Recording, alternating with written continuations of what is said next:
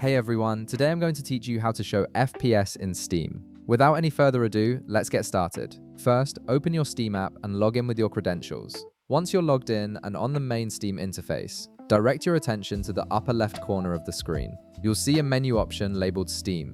Click on it, and from the drop-down menu that appears, select Settings. This will open up Steam's configuration panel where you can customize various aspects of your gaming experience. Once the settings window opens, look at the left panel where you'll find several categories listed. Click on In-Game to access the settings specifically related to your gaming overlay and performance features. This section is crucial because it controls how Steam interacts with your games while they're running. Now navigate to the option that says Enable the Steam overlay while in-game, and make sure this toggle is turned on.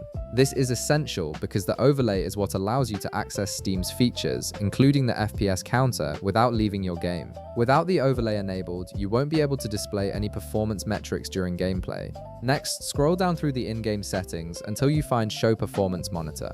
Right beside this option, you'll see a drop-down menu. Click on it to reveal the available positioning options for your FPS display. The drop-down will present you with different options including top left, top center, top right, bottom center, or bottom left. These options determine exactly where on your screen the performance monitor will appear while you're playing. Select your preferred option from the list based on where you'd like to see your FPS counter during gameplay. Most players prefer corner positions so the display doesn't obstruct important game elements, but the choice is entirely up to your personal preference and screen layout. And that's it. You've successfully configured Steam to display FPS while gaming, allowing you to monitor your game's performance in real time. If this video helped you out, be sure to leave a like, subscribe, and I'll see you in the next one.